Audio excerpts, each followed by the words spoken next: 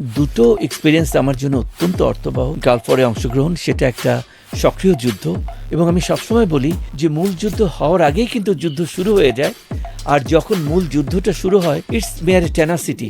ঠিক একটা বুলেট বের হয়ে গেলে যেমন শেষ হবে তার গতিপথ, তেমন করে যুদ্ধও শেষ হবে। পুরো ওয়েপন বা ট্রাজেক্টরি বা মিসাইল নিজের মতো চিন্তা করে এগিয়ে টার্গেট পর্যন্ত পৌঁছচ্ছে। এআই ড্রিভেন সিস্টেমে ইট ইজ অটোনোমাস। রাশিয়া বলেন, ইউএসএ বলেন, তারা কিন্তু ওইগুলো ব্যবহার করছে। তারা প্রত্যেকটা ওয়েপন পজিশন পর্যন্ত স্পট করতে পারছে, যে কারণে বলে ইরান এত প্রিসিশন ওয়েপন পজিশন পায় কি করে।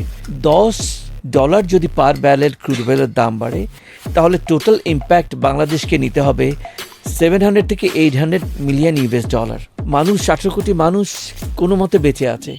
যে কোনো ছোট পাঞ্চি আমাদের জন্য অনেক বড় এবং বেশি। আসসালামু আলাইকুম অ্যান্ড গ্রিটিংস। কেমন আছেন সবাই? ঢাকা পডকাস্টে আজকে আমরা আবার ফিরে এলাম এবং আজকের প্রসঙ্গ হচ্ছে Iran war. Iran, Israel, USA যে ওয়ার। আর এই বিষয়ে আজকে কথা বলার জন্য আমাদের মাঝে আছেন একজন বিশেষজ্ঞ মানুষ, যিনি বাংলাদেশ সেনাবাহিনীতে সার্ভ করেছেন গত 36 বছর মেজর জেনারেল হিসেবে। উনি আমাদের সকলের শ্রদ্ধেয়, আমাদের বড় ভাই এবং সামরিক স্পেশালিস্ট বা অ্যানালিস্ট আমরা বলতে পারি। উনি হচ্ছেন মেজর জেনারেল ইবনে ফাজল শাইকুজ্জামান। শাইকুজ্জামান ভাই, welcome to Dhaka podcast. Thank you very much. আমি যতটুকু জানি আপনি 1991-এ আপনি গালফ ওয়ারে ছিলেন, এবং দ্যাট এক্সপিরিয়েন্স আপনি একটা সময় আমাকে বলেছেন that was one of the best experience of your life. তো আমরা শুরু করব আজকের পডকাস্ট গালফ ওয়ারের আপনার অভিজ্ঞতা নিয়ে। Thank you very much. আমার জীবনে, মূলত চাকরি জীবনে, it's full of experiences, but then দুটো এক্সপিরিয়েন্স আমার জন্য অত্যন্ত অর্থবহ, যেটা আমাকে শিখিয়েছে। তার একটা হচ্ছে যে গালফ ওয়ারে অংশগ্রহণ সেটা একটা সক্রিয় যুদ্ধ, ওর অভিজ্ঞতা নিঃসন্দেহে অত্যন্ত ভালো। আর আরেকটা হচ্ছে রানা প্লাজা যে ডিজাস্টারটা হয়েছিল, সেখানে একদম স্বতঃস্ফূর্তভাবে 21 দিন ওর সাথে সম্পৃক্ত ছিলাম। তো সেটাও আমার জন্য একটা অত্যন্ত ভালো অর্জন ছিল। গালফ ওয়ারে যখন আমরা যাই, সেটা ছিল হচ্ছে আপনার 1990 সালে 2 আগস্ট ইরাক কুয়েত ইনভেড করে। 15 আগস্টে আমাদেরকে বলা হয় বাংলাদেশ থেকে একটা ব্রিগেড সাইজ ফোর্স, মানে 2-3টা ব্যাটালিয়ন নিয়ে সৌদি আরবে যাবে, এবং সেটা কোয়ালিশন ফোর্সের অংশ হিসেবে তারা যুদ্ধে অংশগ্রহণ করবে। এর আগে কিন্তু এই ব্রিগেড বা ইউনিট হিসেবে আমাদের আন্তর্জাতিক পরিমণ্ডলে কখনো কাজ করা হয়নি, এবং মাত্র 17 দিনের মধ্যে আমাদেরকে প্রস্তুত হতে হয়েছে, সম্পূর্ণ প্রিপারেশন নিতে হয়েছে বিদেশে যাওয়ার জন্যে। নিঃসন্দেহে এটা একটা অভিজ্ঞতা, এটা একটা ঝড় যেটা আমাদেরকে অনেক কিছু শিখিয়েছে। আমরা 8 সেপ্টেম্বর ওখানে চলে যাই, এবং যুদ্ধ শেষে 19 মে আপনার 1991 সালে আমরা দেশে ফিরে আসি।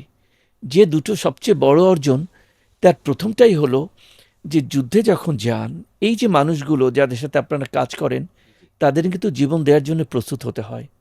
অতএব তাদের যত ধরনের স্ট্রেস এর মধ্যে দিয়ে ওই লোকগুলো যায়, তাদেরকে সেই স্ট্রেস মানিয়ে লিডারশিপের মাধ্যমে তাদেরকে জীবন দেওয়ার জন্য প্রস্তুত করা, এটা অসাধারণ এক শিক্ষা, যেটা ওখান থেকে চলে এসছে।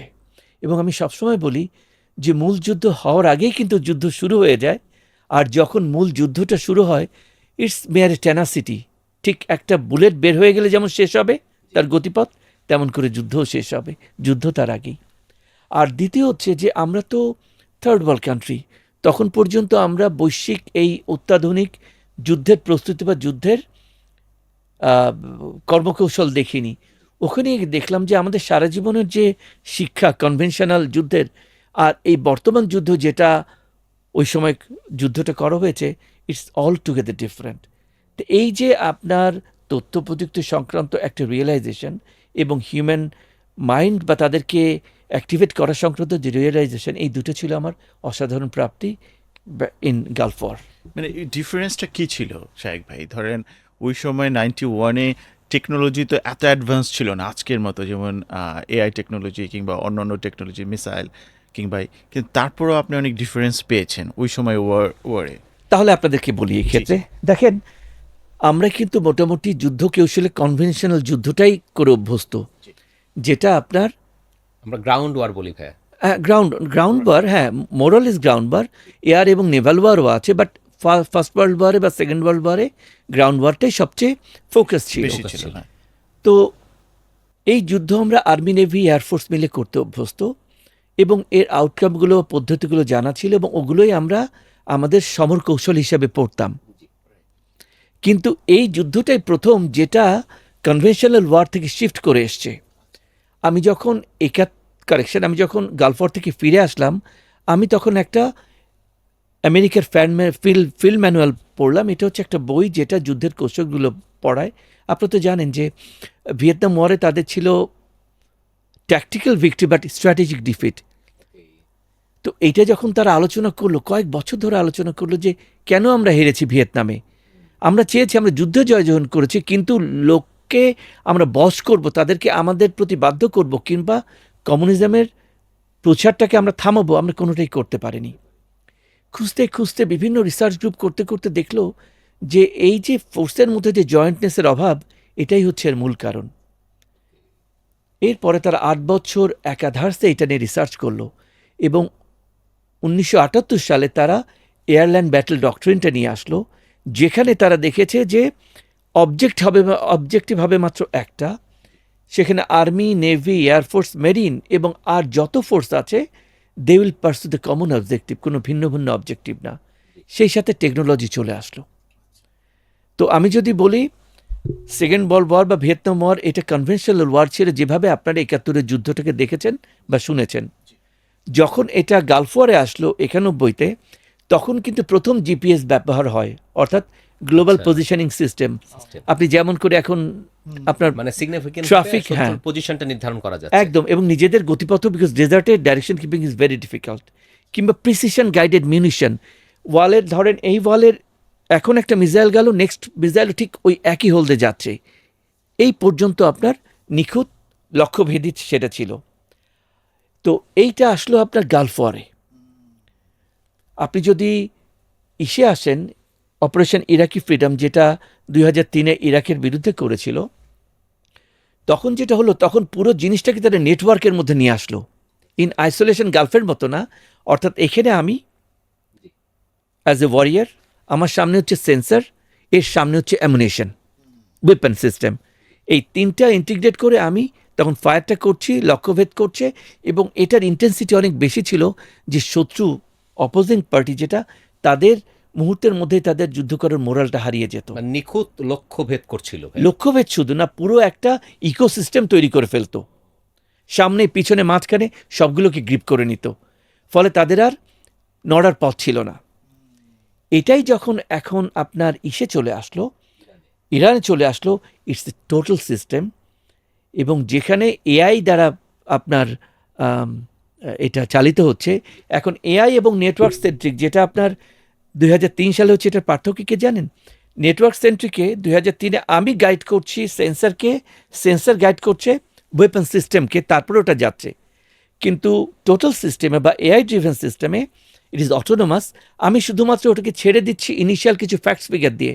ঠিক মানুষ যেমন ব্রেনদের দেখে চিন্তা করে, আপনার এই পুরো ওয়েপন বা ট্র্যাজেক্টরি বা মিসাইল ঠিক একইভাবে নিজের মতো চিন্তা করে এগিয়ে টার্গেট পর্যন্ত পৌঁছচ্ছে। তো এই বিশাল পার্থক্য, হ্যাঁ। এবং আর একটা পার্থক্য বলি, এর আগে ছিল আপনার প্রত্যেকটা যুদ্ধই কিন্তু গ্রাউন্ড ফোর্স ভিত্তিক, কিন্তু গালফ ওয়ারে যেটা হয়েছে, প্রথম 30 দিন হয়েছে এয়ার ওয়ার। পুরো যুদ্ধক্ষেত্রকে একদম নিউট্রালাইজ করে গ্রাউন্ড অপারেশন হয়েছে মাত্র 100 ঘন্টা। তারা শুধু পিছনে গিয়ে পুরো দখল নিয়েছে জায়গার। মানে বিষয়টা হচ্ছে প্রস্তুত করা হয়েছে দখল নেওয়ার জন্য ভাই। হ্যাঁ, 30 দিনে সবচেয়ে minimum casualty on allied side, 1000ও ক্যাজুয়ালিটি হয়নি। আচ্ছা, আমি যদি এখন ইসের কথা বলি, Iran, it's entirely on missile. Air এখানে একটা সেকেন্ডারি রোল প্লে করছে। ইরান তো এয়ারের উপর নাই, তাদের এয়ার এবং নেভিকে তো ধ্বংস করে দিয়েছে, বাট দেন এক মিসাইল দেই। এই যে রিয়েলাইজেশন, এই যে প্রস্তুতিটা, এটা ইরানের বিশাল একটা শক্তি, যেটা তারা চিন্তা করতে পারেন। তারা ভেবেছে যে রেজিম চেঞ্জ হলে বা আমরা নেভি এয়ারফোর্সকে ধ্বংস করলেই সব শেষ হয়ে যাবে। মানে ভাই, যে ট্রেডিশনাল আমরা দেখে আসছি যে একটা দেশের ফোর্স 3টা ক্যাটাগরিতে থাকছে, নেভি থাকছে, যেটা হচ্ছে নৌবাহিনী, একটা হচ্ছে গ্রাউন্ড ফ্লোর থাকছে যেটা আর্মি থাকছে, Ground force, আর হ্যাঁ। একটা হচ্ছে বিমান বাহিনী থাকছে, এয়ারফোর্স। এই Air তিনটা Force। নিয়ে অ্যাটাক হবে, কিন্তু ইরান এই তিনটার বাইরে গিয়ে মিসাইল দিয়ে অ্যাটাক করছে, যেটা চিন্তাই করেনি হয়তো আমেরিকা বা এতটা মারাত্মকভাবে হবে। এটা হচ্ছে তাদের ট্যাকটিক্যাল প্রিপারেশন। জি। বাট আমি যদি আরো বিগার স্কেলে বলি, তিনটা তো দেখা যাচ্ছে, আর্মি, নেভি, এয়ারফোর্স। ফোর্থ শক্তি যেটা এখন ব্যবহার করছে সেটা হচ্ছে স্পেস। যত স্যাটেলাইট ওখানে আছে, এই পুরো যুদ্ধের গতিপথ, এআই বা যত টেকনোলজি সব কন্ট্রোল করছে আপনার ওই স্পেস। আর এই স্পেস যে ফিডগুলো দিচ্ছে সেইগুলোই ইনফরমেশন হিসেবে প্রত্যেকটা ফোর্স ব্যবহার করে অপোজিং ফোর্সের উপরে একদম প্রিসিশন হামলা চালাচ্ছে। তো যুদ্ধ এখন আর্মি, নেভি, এয়ারফোর্স 3 ডাইমেনশনে বললেন না, এখন ওটার সাথে আরও 2টো ডাইমেনশন যোগ হয়েছে, army, navy, air force, space and information. Space মানে হচ্ছে স্যাটেলাইটের মাধ্যমে, সেটাও ইরান ইউজ করছে। হ্যাঁ। হ্যাঁ, ইরান শুধু না, ইরান সবাই, নিচ্ছে, নিচ্ছে। ইরানের কিছু আছে, কিছু তার যারা Ally সোভিয়েত আছে। এলাই যারা আছে তাদের কাছ থেকে মানে নিচ্ছে। তার মানে কি ভাই, এই বিষয়গুলো হচ্ছে তার রাশিয়া বা চায়নার কাছ থেকে তারা জি। হচ্ছে সাপোর্টটা নিয়ে, কারণ তাদের তো অত ডেভেলপমেন্ট নেই, সেই ক্ষেত্রে হয়তো তাদের সাপোর্টটা নিয়ে তারা ওই অ্যাটাকগুলো করছে। নিখুঁত। জি জি জি জি জি। ভাইয়া, এই কেন্দ্রিকে যদি আপনাকে একটা প্রশ্ন করি, যে এখন ইউএস এর সাথে ইসরায়েলের সাথে ইরানের যে যুদ্ধ হচ্ছে, আপনার কি মনে হয় ইরান কি সম্পূর্ণ ধ্বংস হয়ে যাবে? দেখেন, এটা দুটো ভিন্ন পথ আছে। আপনি দেখছেনই যে গতিপথটা এমন, প্রথম ভেবেছিল যে রেজিম চেঞ্জ করলেই তারা ট্রাম্প দুর্বল বলেছিল, হয়ে ভাই, পড়বে। 3 দিনের মধ্যে দখল ট্রাম্প করবে ইরান। ভেবেছিল যে রেজিম চেঞ্জ করলেই তো, নেতৃত্ব শেষ হলেই তো আলটিমেটলি আর পথ খুঁজে পায় না। কিন্তু গত 4 দশক ধরে ইরান এই কষ্টের মধ্যেই ছিল। তো তারা তাদের কমান্ডকে, তাদের লিডারশিপকে ডিসেন্ট্রালাইজ করে দিয়েছে এবং প্রত্যেকটা জায়গায় তারা অজস্র সাকসেসর রেখেছে। ফলে এটা আর কখনো পথ হারাবে না। Leadership not about charismatic behaviour, leadership কিন্তু acceptance by his subordinates also. ফলে তারা পথ হারাচ্ছে না, এটা হচ্ছে প্রথম। সেকেন্ড হচ্ছে, তারা জানে যে এয়ার বা অন্য কিছুতে যে পরিমাণ কস্ট ইনভলভড হবে তারা পারবে না। এই যে মিসাইলগুলো আজকে মাটির এত নিচে আছে, এর প্রাথমিক শুরু হয়েছিল 1984 সালে। তারা তখন থেকে মাটির 1400 ফিটের নিচে এই মিসাইলের সেফ হ্যাভেনগুলো করা শুরু করেছে। তারা জানে যে সারা রাইট। গালফ রিজিয়নটা কেমন যেন একটু অন্যরকম হয়ে যাচ্ছে। আইদার সে ইউএসের সাথে সম্পর্ক তৈরি করছে, নইলে সে নিঃশেষ হয়ে যাচ্ছে। তো এই আন্ডারস্ট্যান্ডিং থেকে ইরানের এই বর্তমান অবস্থান, যদি নিউক্লিয়ার আপনার আর্সেনাল ইউজ করে, তার গতিপথ হবে ভিন্ন। That will be quite devastating and it will be global. আর যদি তা না করে থাকে, we may wait and see that what is going to happen. what is going to happen. But my vibe is always in favor of Iran, that will get a maybe tactical defeat but strategic victory. Opposite to USA. ভাইয়া, ধরেন 1990 থেকে যখন Gulf ওয়ারটা হলো, কিংবা আমরা যদি আপনি বলেন 84-এ যখন ইরান প্রিপারেশন শুরু করলো, এই সম্বন্ধে যদি আপনি একটু বলেন যে আজকের যে ইরানের অবস্থান, মানে ট্যাকটিক্যাল অবস্থান অথবা স্ট্র্যাটেজিক্যাল অবস্থান অথবা ওয়ার হেড নিয়ে যেভাবে সে নিজেকে প্রিপেয়ার করেছে, এটা কি ওই গালফ ওয়ার কিংবা 1984 থেকে শুরু হয়েছে, এবং সেটা কিভাবে আসলে আজকের অবস্থান ইরান আসলো? দেখেন, ইরান কিন্তু আগে ইউএস ব্লকে ছিল, বাইপোলার ওয়ার্ল্ডে। কিন্তু শাহের আমলে, শাহের আমলে রেজা শাহ পাহলাভি, রেজা শাহ পাহলাভি। তো ওনার যখন ফল হলো 79-এ, আয়াতুল্লাহ খমেনি চলে আসলো, মুহূর্তের মধ্যেই এটা শিফট করে গেল। তখন থেকেই আপনার ইরান কিন্তু মোটামুটি প্রিপারেশন নিচ্ছে। না, প্রিপারেশন তো নিচ্ছেই, শুরু করেছে 84-85 থেকে, বাট তখন থেকে তার একটা প্রতিপক্ষ। আপনি দেখেন যে G7, যে জিসিসি যে কান্ট্রিগুলো আছে, 6টা কান্ট্রি, এরা কিন্তু ইরান বিরোধী। জি। ইউএই, কেএসএ, আপনার কাতার, কাতার, কুয়েত, সৌদি আরব, হ্যাঁ, বাহরাইন, বাহরাইন। এরা সব হচ্ছে বিরোধী। এবং যারা শক্তিশালী ছিল, প্রথমে ইরাককে দাঁড় করানো হলো ইরানের বিরুদ্ধে, ইরানের শক্তি ক্ষয় করার জন্যে। তো এটাও এরাই করিয়েছিল। এবং এই 10 বছর যুদ্ধ চলার পরে এরপর তো পৈতবার হলো, এবং আলটিমেটলি আফগান প্রথমে গেল। আমরা অনেক সময় ট্যুরিস্ট হিসেবে বিভিন্ন দেশে যেতে চাই, কিন্তু অথেন্টিক প্রতিষ্ঠান খুঁজে পাই না কোথা থেকে ভিসা প্রসেসিং করতে হবে। আমরা স্টুডেন্ট ভিসায় দেশের বাইরে যেতে চাই। আমরা এসএসসি কমপ্লিট করেছি, এইচএসসি কমপ্লিট করেছি, আমরা অনার্স বা ব্যাচেলার করতে যাব, কিন্তু আসলে কিভাবে যাব, সঠিক সোর্স আমরা অনেক সময় পাই না। অনেকে আছে সৌদি আরব যেতে চাচ্ছেন, মিডল ইস্টে যেতে চাচ্ছেন, অথবা ইউরোপের কোনো দেশে যেতে চাচ্ছেন। আমরা অথেন্টিক অর্গানাইজেশন খুঁজে পাই না যেখান থেকে ওয়ার্ক পারমিট নেওয়া যাবে। এমনই একটি প্রতিষ্ঠান হচ্ছে visa coach BD. Visa coach BD হচ্ছে গভর্নমেন্টের সার্টিফিকেশন না একটি প্রতিষ্ঠান এবং তাদের নিজস্ব আরএলও রয়েছে। তারা দীর্ঘদিন ধরে কাজ করছে ট্যুরিস্ট ভিসা নিয়ে, স্টুডেন্ট ভিসা নিয়ে এবং ওয়ার্ক পারমিট নিয়ে।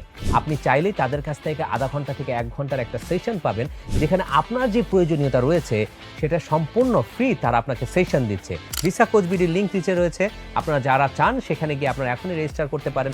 তাদেরই কোনো একজন টিম মেম্বার অবশ্যই আপনাকে খুব দ্রুত কল করবেন। ভালো থাকুন। ইরাক গেল, লিবিয়া গেল, গাজা আর লেবানন তো সবসময় তোপের মুখে আছে।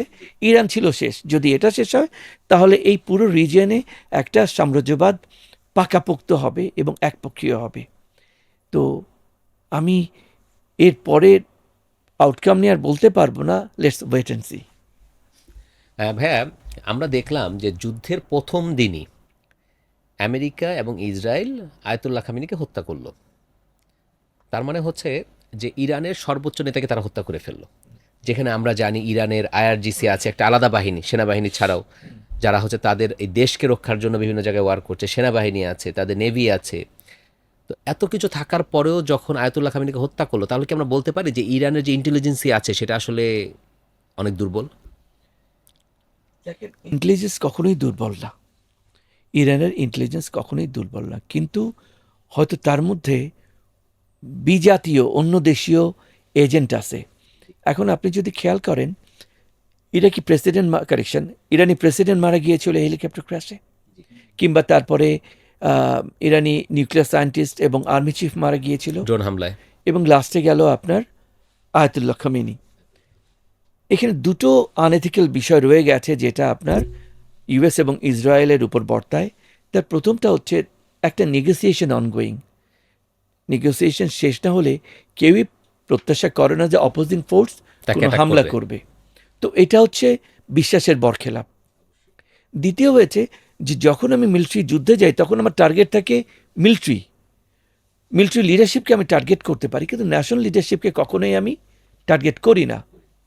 এটা যে যারা করে সেটা চরমভাবে অনৈতিক। এই দুটো ভুল যখন করেছে তখন ইন্টেলিজেন্স ফেলিয়ারকে আমি এক সাইডে রাখি। কেউ তো প্রত্যাশাই করেনি যে জাতীয় নেতাকে মেরে ফেলবে। তো এটা তাদের অনৈতিক আচরণের কারণে হয়েছে, ইন্টেলিজেন্স ফেলিয়ারের কারণে হয় নাই। কিন্তু ভাই তারপর যে আমরা দেখছি একের পর এক আইআরজিসি যে নেতারা আছে তাদেরকে হত্যা করা হচ্ছে, বা খামেনির পরে ওনার যে ছেলে আসলেন উনিও কিন্তু অনেকটা মানে একদম হাইডে আছেন। তো একের পর এক যে নেতা হত্যা করে ফেলছে, তো এই বিষয়গুলোতে ইন্টেলিজেন্সি কি এটা বুঝতে পারছে না? দেখেন, গত 40-50 বছর ধরে ইউএসের ইন্টেলিজেন্স রিচ অনেক বেশি, and these are mostly technical. এবং আপনার খেয়াল আছে যে যেই মুহূর্তে ওই ইরানি সেনাপ্রধান মারা গেল তখন কিন্তু আপনার তারা ওই ইউএস যে গ্লোবাল পজিশনিং সিস্টেম আছে যার নাম জিপিএস, ওটা কিন্তু ব্যবহার বাদ দিয়ে দিল ইরান আউটরাইটলি। বাট যে জিনিসটা সারা দেশকে গাইড করছে সেটা হুট করে বাদ দেওয়া কিন্তু ইজ ভেরি ডিফিকাল্ট। তারপরে তার চাইনিজ সিস্টেমটা নিল বেডু 3। এটা নেওয়ার পরেও তারা যদি লোকেট করতে না পারেও তাদের লোক কিন্তু একদম এনগ্রেভড, যারা গত 40 বছর আপনার তাদের কাউন্টার ইন্টেলিজেন্স করে যাচ্ছে। তারা ওই পক্ষের বা ইসরায়েল বা ইউএসের পক্ষ হয়ে কাজ করছে।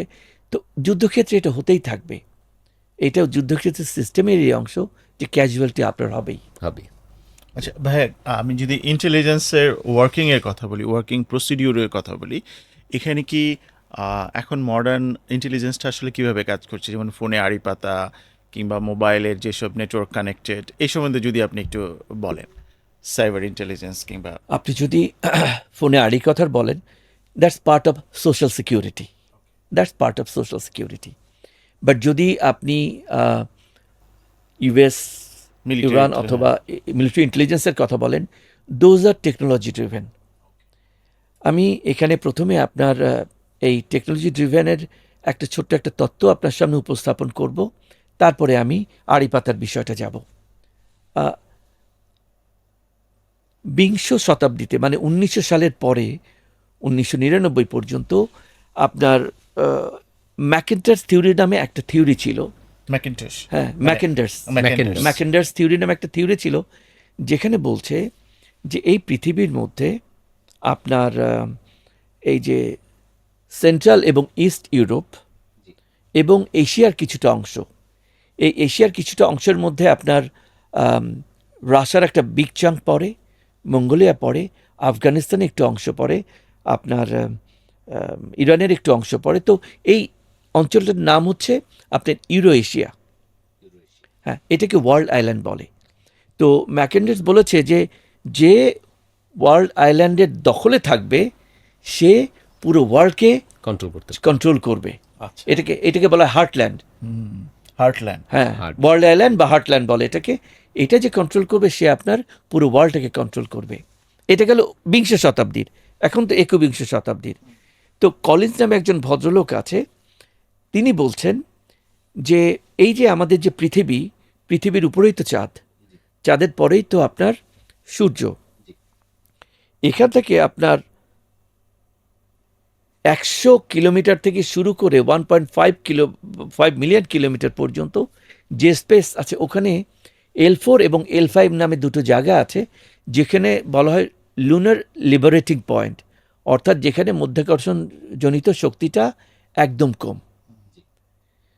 এবং ওটা এত উপরে যেমন সেই স্যাটেলাইটের স্ট্যাবিলিটি থাকবে তেমন করে সে পুরো পৃথিবীকে আষ্টে পৃষ্ঠে দেখতে পারবে। তো তারা বলছে যে এই L4 এবং L5কে যে কমান্ড করবে সে পুরো আর্থ মুন সিস্টেম কমান্ড করবে। তো যে কারণে রাশিয়া বলেন, ইউএসএ বলেন, তারা কিন্তু ওইগুলো ব্যবহার করছে। তারা যখন ব্যবহার করছে তারা প্রত্যেকটা ওয়েপন পজিশন পর্যন্ত স্পট করতে পারছে। যে কারণে বলে ইরান এত প্রিসিশন ওয়েপন পজিশন পায় কি করে? ইউএসএ যেটা পাচ্ছে বিকজ রাশিয়া বা চায়না সাহায্য করছে, ইউএসএ তাদের মতো করে খুঁজে নিচ্ছে। এই কারণেই এটা আপনার চলছে এবং চলতে থাকবে। এবার আড়ি পাতার বিষয়টা আছে, মনে রাখবেন যে জিনিস যত easy to hit that's also equally that's easy to miss. আমরা প্রায় একটা কথা শুনি যে আমার ভয়েস কেন আড়ি পাতবে? ঠিক আছে, এটা টেলিফোন হতে পারে, এটা ইন্টারনেটে হতে পারে, যে কোনো সোশ্যাল মিডিয়া মাধ্যমে এটা হতে পারে। কিন্তু আপনাকে যে প্রশ্নটা আমার করতে হচ্ছে সেটা হচ্ছে ব্যক্তি স্বার্থ সবসময় হচ্ছে সবচেয়ে ইম্পর্ট্যান্ট। এখন আপনি পাবলিক সেফটি দেখবেন না প্রাইভেসি দেখবেন? দেশে যত খুন খারাপি হচ্ছে এই পাবলিক সেফটি দেখতে পাচ্ছে বলেই কিন্তু আপনি তার সুরাহা পাচ্ছেন, ক্রিমিনালকে ধরতে পাচ্ছেন। এখন প্রাইভেসির ধোয়া তুলে আপনি যদি বলেন যে এগুলো করতে দেবেন না, তাহলে আপনাকে করুণ পরিণতি মানতে হবে এবং কোনো ধরনের বিচার ছাড়া যেতে হবে। অতএব পাবলিক সেফটিকে প্রায়োরিটি দেবে। There is nothing call privacy. এবং যারা কোনো একটা বিষয় নিয়ে এই ইন্টেলিজেন্সগুলো গ্যাদার করে, they are not interested about your personal life. Your personal life is a concern of sick people, যে কারণে একজন আরেকজনকে আমরা ক্যারেক্টার অ্যাসাসিনেশন করছি, তাদেরকে ফোকাস করছি। This is not a government job, this is individual doing. হ্যাঁ, আবার আমরা কিন্তু ধরা আরও খেয়েছি এই কারণে যে আমরা পাবলিক ইন্টারেস্টের চেয়ে সেলফ ইন্টারেস্টটাকে বেশি প্রাধান্য দিই।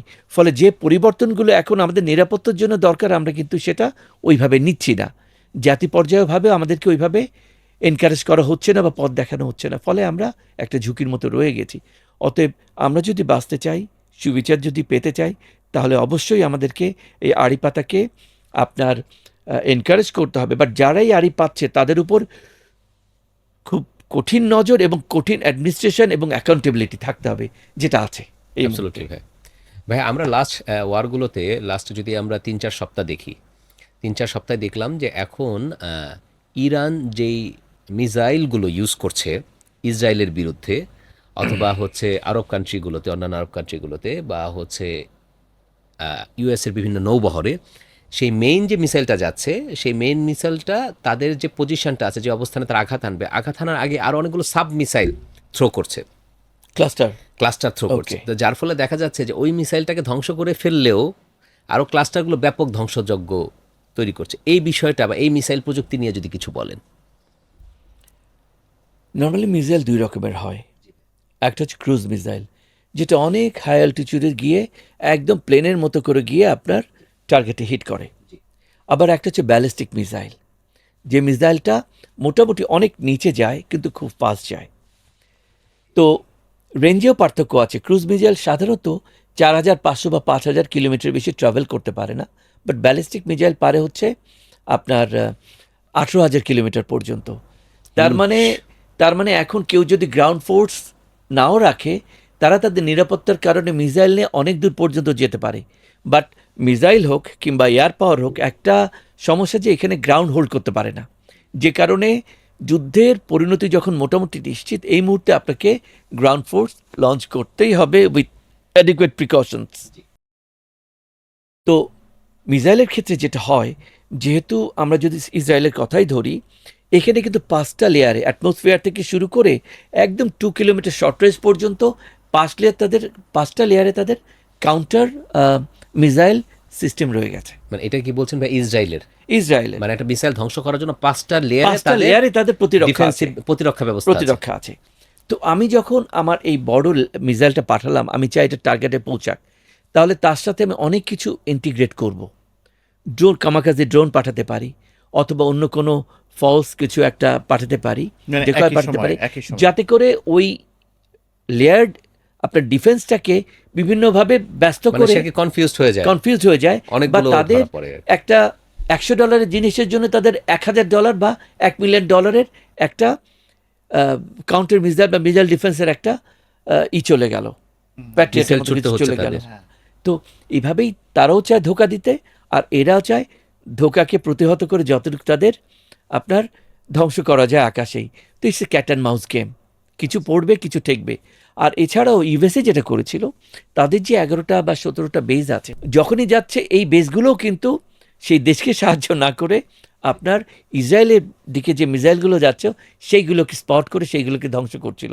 তো ইসরায়েলের 5টা লেয়ার ছাড়াও কিন্তু এখানে এই 17টা বেজও তাদের জন্য কাজ করছে। করেছে to destroy the Iranian missile. They are fighting against all the odds. এটা কি তাহলে আমরা আয়রন ডোম নামে যেটা ইসরায়েলের প্রতিরক্ষা, এটা কি আয়রন ডোম? আয়রন ডোম, আয়রন ডোম ডোম বলে, বাট এটা হচ্ছে 4th লেয়ার ক্লোজ। এটার রেঞ্জ হচ্ছে আপনার 70 থেকে 200 কিলোমিটারের মধ্যে, ভার্টিক্যালি যদি আপনি উপরে ওঠেন।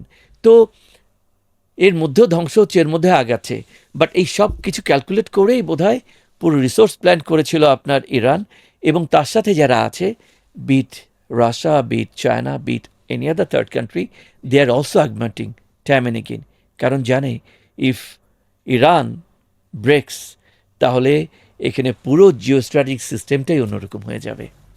কিন্তু ভাই, এটা আয়রন ডোমের কথা তো বলা হয় যে পৃথিবীর হচ্ছে সবচাইতে অপ্রতিরোধ হচ্ছে প্রতিরক্ষা ব্যবস্থা। তো সেইটা ইরান ভেদ করে ফেলছে, এটা কি আমেরিকা বা হচ্ছে ইসরায়েল এত তারা অ্যাডভান্স, তারা বুঝতে পারেনি ভাই?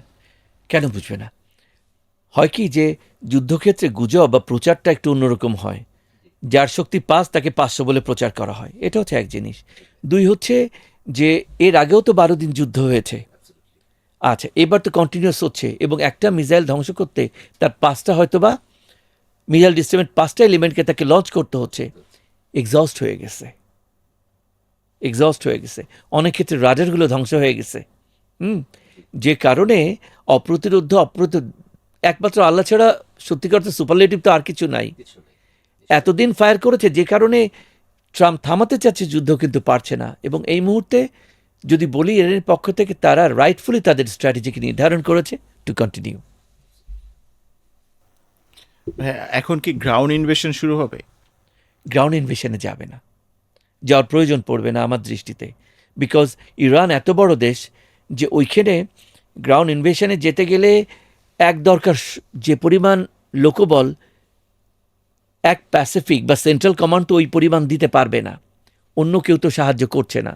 দ্বিতীয় হচ্ছে যে এই পর্যন্ত যত যুদ্ধ হয়েছে তত যুদ্ধের খরচ কিন্তু অন্য দেশ দিয়েছে। আনফর্চুনেটলি ম্যাক্সিমাম খরচ কিন্তু গালফ কান্ট্রি বহন করেছে।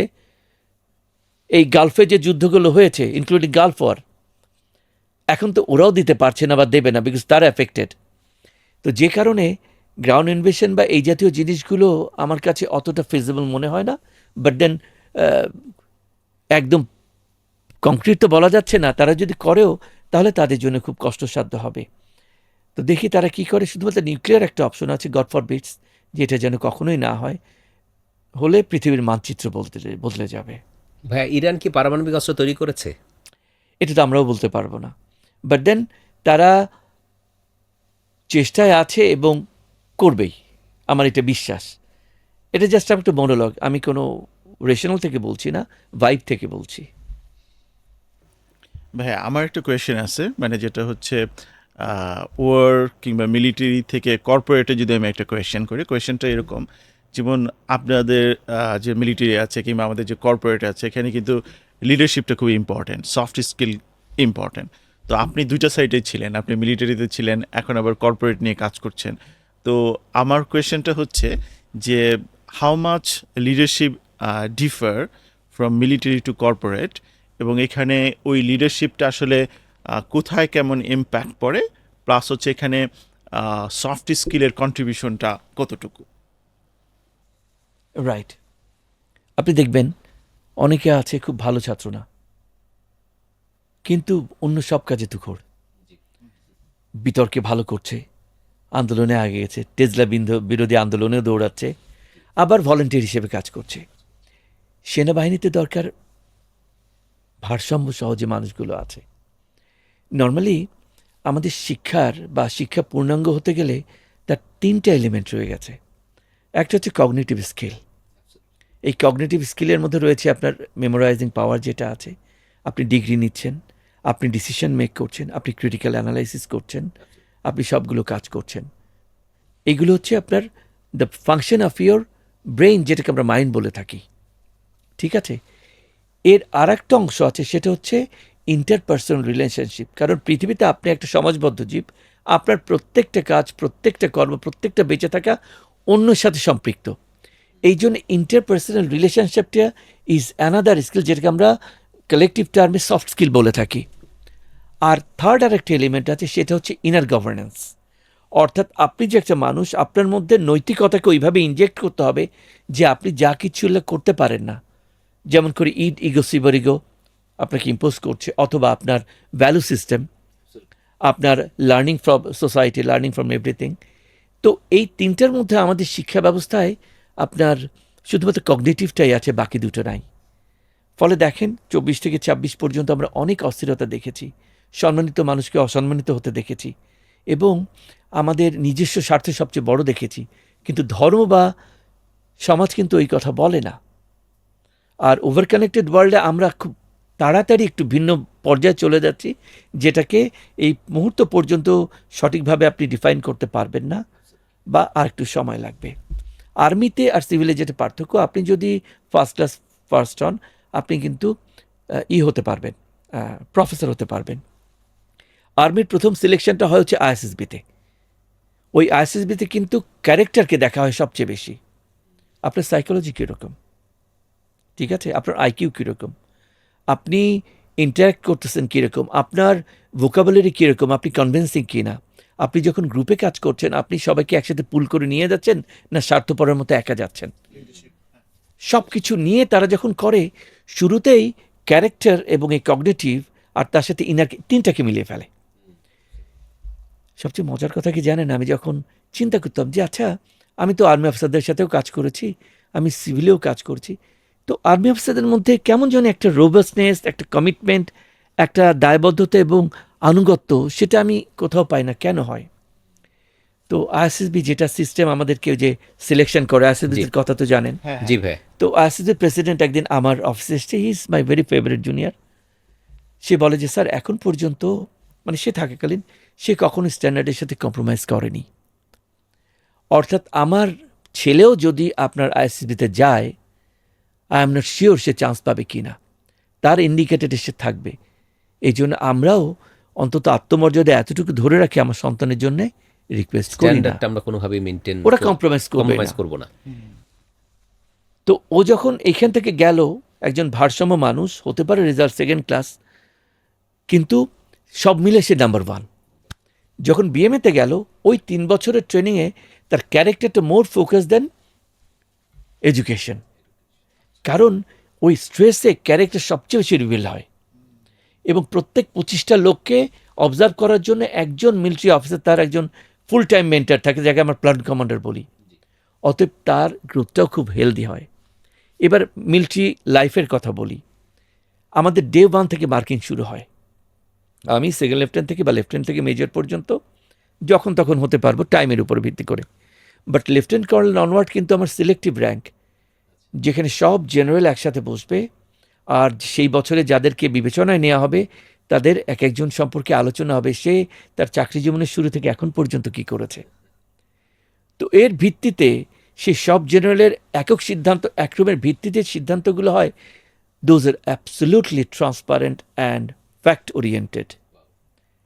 আমার একটা নিজের পার্সোনাল এক্সাম্পল আছে, আপনাকে বলি বুঝবেন। আমি তো 87তে কমিশন পেয়েছি। 87তে নর্থ বেঙ্গলে খুব বন্যা হয়েছিল। তো আমি আমার চাকরির 1 মাসের মধ্যেই আমি ডিপ্লয়মেন্টে চলে গিয়েছিলাম। ডিপ্লয়মেন্ট থেকে আসার পরে একটা মেগা ইভেন্ট ছিল, সেখানে আমি অন্য একটা ডিস্ট্রিক্টে গেলাম 3 মাসের জন্যে। তো আমাদের যে মার্কিংটা হয় প্রতি বছরের, সেখানে আপনার একটা ওই যে ফিজিক্যাল এফিসিয়েন্সি টেস্ট বলে, ওইটা আমি দিতে পারি না, আমি মনেই নাই। আর কেবল চাকরিতে ঢুকেছে, আমি এর গুরুত্বও বুঝি না, তো বাদ দিয়েছি। আমি জানতামই না যে আমার এরকম বাদ দিয়েছি। আর 2004 সালে আমি একটা ট্রেনিং করাচ্ছিলাম এক্সপ্লোসিভের উপরে 400 লোককে নিয়ে। তখন এক জেসি এবং এক সৈনিক একটা মিস হ্যান্ডলিংয়ের পরে একটা অ্যাক্সিডেন্ট হয়ে যায়। দুজনের শরীরে খুব ক্ষত হয়, চোখ নষ্ট হয়ে যায়। তো যেহেতু আমি দায়িত্ব ছিলাম, আমার একটা পেনাল্টি তো ডিউ, বিকজ আমি তো কমান্ডার, আমাকে দায়িত্ব নিতে হবে যুদ্ধক্ষেত্রে। তো যখন প্রথম আমার লেফটেন্যান্ট কর্নেল হওয়ার জন্য সময় হলো, তখন দেখা গেল যে পুরো আমার আমলনামা একটা কাগজের মধ্যে, এবং সেখানে বললো যেহেতু উনি 87 সালে একটা পিটি বাদ দিয়েছেন, করতে পারেননি, তো ওনার 0.7 কাটা গিয়েছিল। 100-র মধ্যে 0.7 কাটা গেল। আবার যেহেতু উনি একটা পেনাল্টি পেয়েছেন, একটা ভুল হয়েছে তার দায়িত্বের মধ্যে, তো ওই জন্য 75 কাটা গিয়েছে পয়েন্ট। তো যখন আপনার এই পর্যন্ত বিচার হয়, তাহলে আপনি বলেন যে ভুল কেমনে হবে। তো that's how I am more than sanguine. আমার কাছে আমার সেনাবাহিনী অত্যন্ত প্রিয়, জীবনের শেষ পর্যন্ত থাকবে। এবং আমি যখন সততা নিয়ে চলছি, আমি জানি যে আজকে যদি পৃথিবীতে আমি না থাকি, তাহলে আমার পরিবারের কী হবে জানি না, কিন্তু একটা শক্ত বিশ্বাস আছে যে সেনাবাহিনী আমার পরিবারকে কখনো ফেলে দেবে না, তাকে তাদের প্রাপ্য এবং তাদেরকে বাঁচার মতো যথেষ্ট উপায় তারা করে দেবে। এই ভরসা থেকেই সুপ্রিম স্যাক্রিফাইসের যে চিন্তা বা ইচ্ছাটা আমাদের মধ্যে চলে আসে। যা বলছি মনের কথা বলছি, সামান্যতম ফেব্রিকেটেড না। ভাইয়া, আমরা একটা বিষয় শুনতে পাচ্ছি যে ইরান যেই মিসাইলগুলো ইউজ করছে, সেই প্রযুক্তির ব্যাপারে নাকি তারা অনেক সহযোগিতা পেয়েছে উত্তর কোরিয়ার কাছ থেকে। এই বিষয়ে যদি কিছু বলেন। যখন এই জাতীয় সহায়তা সাধারণত এসে থাকে, এটা সাধারণত ক্ল্যান্ডস্টাইন হয়, মানে অন্যদেরকে জানানো হয় না। বরং বলতে পারি যে যুদ্ধের সমরকৌশল জিনিসটাই যতক্ষণ পর্যন্ত আপনার যুদ্ধে না যাচ্ছে, ততক্ষণ পর্যন্ত সেটা এক্সপোজড হয় না, বোঝা যায় না। বোঝা যায় না। তো এখন তো বোঝা যাচ্ছে যে তারা শুধু আপনার নর্থ কোরিয়া না, তারা নর্থ কোরিয়া, চায়না বা রাশিয়া সবার কাছ থেকেই। বাট তাদের জন্য সত্যিকার অর্থে সবচেয়ে বড় হাব হবে হচ্ছে China and Russia. China, Russia. ভাই, আমরা যে যুদ্ধের মধ্যে দেখতে পাচ্ছি যে চায়না, রাশিয়া, যেমন কিছুক্ষণ আগে আপনি যেটা বলছিলেন যে স্যাটেলাইটের মাধ্যমে একদম নিখুঁতভাবে পিন পয়েন্ট একবার টার্গেট করা, এটা ইরানের পক্ষে হয়তো সম্ভব না। তো সেহেতু তারা যেহেতু করছে, তাহলে অবশ্যই ব্যাক এন্ডে তাকে হচ্ছে রাশিয়া অথবা চায়না সাপোর্ট করছে। তো ভাই, এই যুদ্ধে আসলে রাশিয়া এবং চায়নার অবদানটি, তাদেরকে আমরা ফ্রন্টে দেখতে পাচ্ছি না, তারা কি ব্যাক এন্ড থেকে সাপোর্ট দিচ্ছে ইরানকে? মূলত এখানে রাশিয়া এবং চায়না আপনার অ্যাঙ্করিং করছে, টেকনিক্যাল সাপোর্ট যত আছে এবং আপনার হার্ডওয়্যার সাপোর্ট এইগুলো দিচ্ছে রাশিয়া বিশেষ করে। ওদের অনেক ধরনের ইকুয়েশন আছে, ওইটার মধ্যে আর না যাই। তারা পিছন থেকে যেটা করছে দ্যাটস মোর দ্যান এনাফ। এবং সাম্প্রতিক সময় আমি একটা পোস্ট দেখেছিলাম, জানি না অথেন্টিসিটি আমার জানা নাই, বাট দেন বলা হচ্ছে যে বর্তমান যিনি আছেন ধর্মীয় নেতা ইরানের, উনি বলেছেন 30 দিন সময় দিয়েছেন চলে যাওয়ার জন্য। তার মধ্যে একটা পয়েন্ট ছিল, যদি না যাওয়া হয় তাহলে আমরা আমাদের এখানে রাশিয়ান বেসটা এস্টাবলিশ করব। ইরানে রাশিয়ান বেস এস্টাবলিশ করব ইরানে, হ্যাঁ, সামরিক বেস। এখন আমি যদি একটু মেলাই, 17টা বেস আপনি যদি আপনার লাইফে সাকসেসফুল হতে চান, আপনার দরকার স্কিল ডেভেলপমেন্ট। আপনি যদি আপনার বেটার ভার্সন হতে চান, আপনাকে অবশ্যই ডেভেলপ করতে হবে আপনার স্কিল, যেমন situational leadership, public speaking and leadership skill, effective communication, mind mastery, এর জন্য রয়েছে অথেন্টিক একটা প্রতিষ্ঠান যারা আপনাকে হেল্প করবে আপনার স্কিল ডেভেলপমেন্টে। এমনই একটি প্রতিষ্ঠান হচ্ছে কনকোয়ারিং বাউন্ডারিজ, এবং যেখানে আছেন বাংলাদেশের একমাত্র সার্টিফাইড মাস্টার ট্রেনার সিচুয়েশনাল লিডারশিপের উপরে, এবং উনি হচ্ছেন আমাদের মোহাম্মদ আসাদুজ্জামান ভাই, যিনি সেখানে থাকছেন এবং থাকছে তার পুরো টিম, যারা আপনাকে এই সকল বিষয়ে স্কিল করে তুলবে এবং আপনাকে নিয়ে যাবে নেক্সট লেভেলে। যারা এই কোর্স এনরোল করতে চান, আমাদের পডকাস্টের নিচেই দেওয়া আছে লিঙ্ক, সেই লিঙ্ক থেকে এনরোল করুন এবং স্পেশাল ডিসকাউন্টে আপনার নিজেকে নিয়ে যান অ্যাডভান্স লেভেলে। Thank you. ইউএসএর আছে মিডল ইস্টে জিসিসি কান্ট্রিগুলোর মধ্যে 17টা আছে। তাহলে ওনার রাসায়নটা করতে অসুবিধা কোথায়? তার নিজস্ব প্রতিরক্ষার জন্য সে তার সাথে একটা দ্বিপাক্ষিক চুক্তিতে যেতেই পারে। চায়না কিন্তু আর একটু সাবমিসিভ বা একটু কম্পোজ, এইসব ক্ষেত্রে ওদের সাহায্য সহযোগিতাগুলো অনেক ভারসাম্য রক্ষা করে যার ইকুয়েশন তারা নিজেই তৈরি করে। তো তাদের তো আছেই, বিকজ এখন হচ্ছে ইউনিপোলার ওয়ার্ল্ড। তারা এই পাওয়ার শিফটটা করতে চাইবে যাতে করে এই বিশ্বের যে কর্তৃত্ব সেটা তারা নিতে পারে। তাদের দৃষ্টিতে হয়তোবা এই ইরানকে ক্ষমতায়ন করা বা এই যুদ্ধে জিতে যাওয়া, এটা একটা অনেক বড় উপায় যেটা তাদেরকে সহযোগিতা করবে। চায়নার তাইওয়ান আছে, রাশিয়ার ইউক্রেন আছে, এই জিনিসগুলোও তো একটা সাবসিডিয়ারি ফ্যাক্টর হিসেবে কাজ করছে। ইউএসের ইসরায়েল আছে। তো সব কিছু মিলেই প্রত্যেকেরই একটা নিজস্ব ইন্টারেস্ট আছে। তাদের দুই পক্ষের ইন্টারেস্ট মিলেছে বলেই দে আর কোঅপারেটিং আর নিজেরা ইন্টিগ্রেটেড হয়ে কাজ করছে। তো that's a part of an equation and win win. Win win situation. জি, থ্যাংক ইউ। ভাইয়া, আমার কোয়েশ্চেনটা হচ্ছে যে এখন হরমুজ প্রণালীর জন্য যেভাবে করে একটা অংশ হচ্ছে ফুয়েল ইম্প্যাক্টেড হচ্ছে, যে ফুয়েল আসতে পারছে না, কিংবা আমরা বাংলাদেশের পার্সপেক্টিভ যদি চিন্তা করি এখন যেভাবে আসলে আমরা ইম্প্যাক্টেড হচ্ছি, সেই সম্বন্ধে যদি আপনি একটু বলেন। দেখেন, গালফ রিজন একটা, ওয়েস্টার্ন ওয়ার্ল্ড একটা, বাট গ্লোবাল সাউথ যেটা মূলত আমাদের দেশ বা আমাদের দেশের নিচে পড়ে গেছে, এই আপনার south Asia, south east Asia অথবা আফ্রিকান নেশনগুলো অথবা ল্যাটিন আমেরিকান নেশনগুলো, তারা তাদের ইকোনমি নিয়ে যুদ্ধ করছে। এফেক্টেড আমরা সবাই হব, বাট বাংলাদেশ অনেক বেশি হবে, পাকিস্তান অনেক বেশি হবে, বিকজ আমরা হ্যান্ড টু মাউথ। আপনার যে জিনিসটা হয় যে বাংলাদেশে যদি যায়, প্রথমেই হচ্ছে আপনার এনার্জি অথবা ফুয়েল ক্রাইসিসটা হবে। It is unbearable. দ্বিতীয় যেটা হবে সেটা হচ্ছে গ্লোবাল ফুড ক্রাইসিস। থার্ড হচ্ছে আপনার রেমিটেন্স অথবা লেবার মার্কেট।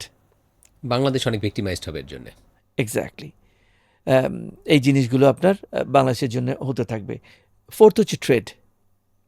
$10 যদি পার ব্যারেল ক্রুড অয়েলের দাম বাড়ে, তাহলে টোটাল ইম্প্যাক্ট বাংলাদেশকে নিতে হবে $700 থেকে $800 মিলিয়ন।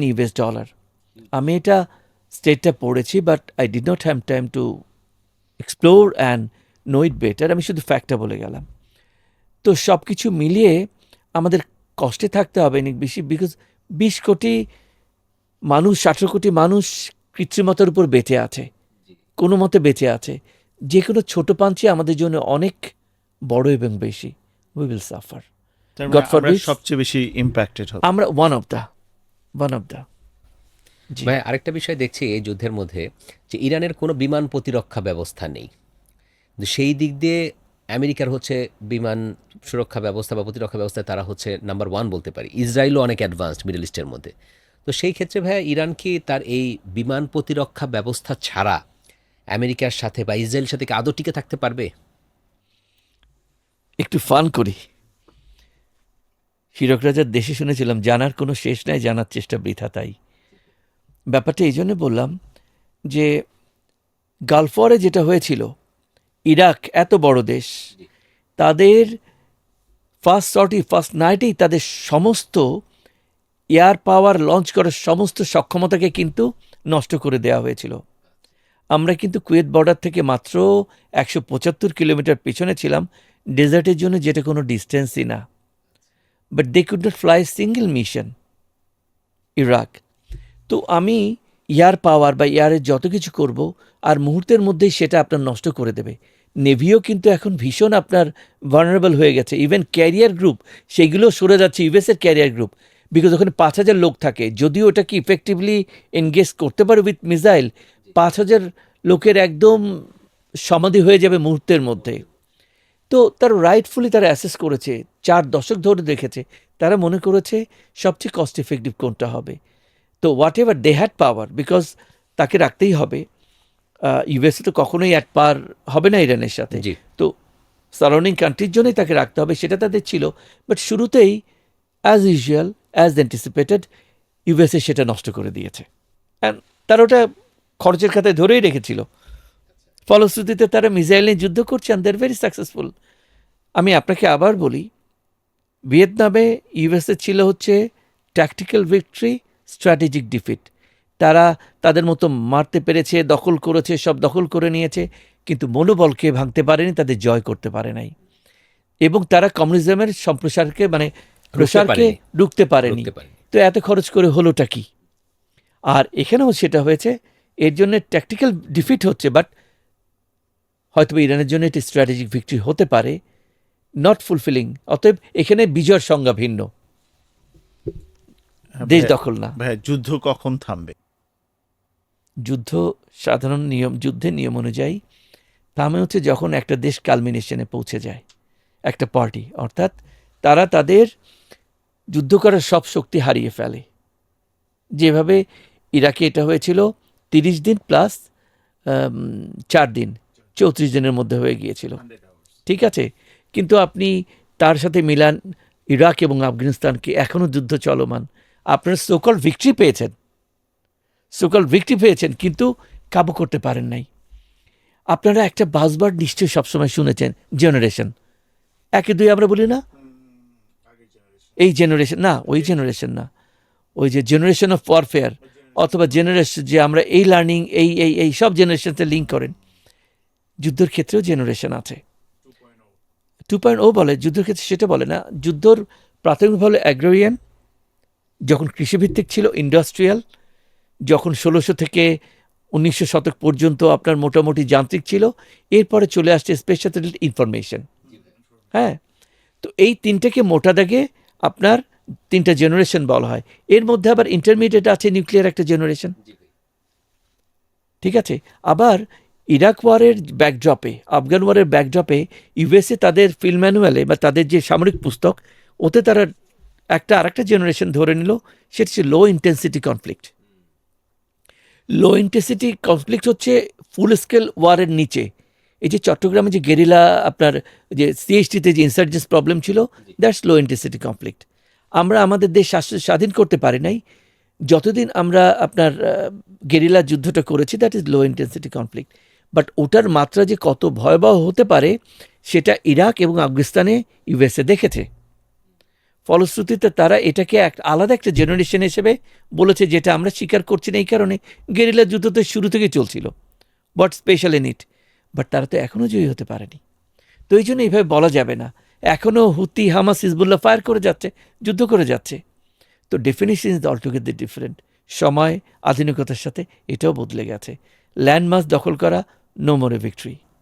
ভাইয়া, আমরা একটা জিনিস দেখছি যে গলফ কান্ট্রি অন্য দেশগুলোর সাথে বা মিডল ইস্টের অন্য দেশগুলোর সাথে সবসময় ইরানে একটা কনফ্লিক্ট। আপনার কি মনে হয়, আপনি তো গলফ কান্ট্রিতে ছিলেন, ওয়ারে সম্পৃক্ত ছিলেন, আমাদের যে গলফ কান্ট্রি এখানে দেশগুলো আছে, যেগুলোকে আমরা বলি সুন্নি প্রধান দেশ, যেমন সৌদি আরব, কুয়েত, কাতার, লেবানন, বাহারাইন, তারা কি ইরানকে যুদ্ধে পরাজিত করতে পারবে 1-1-এ?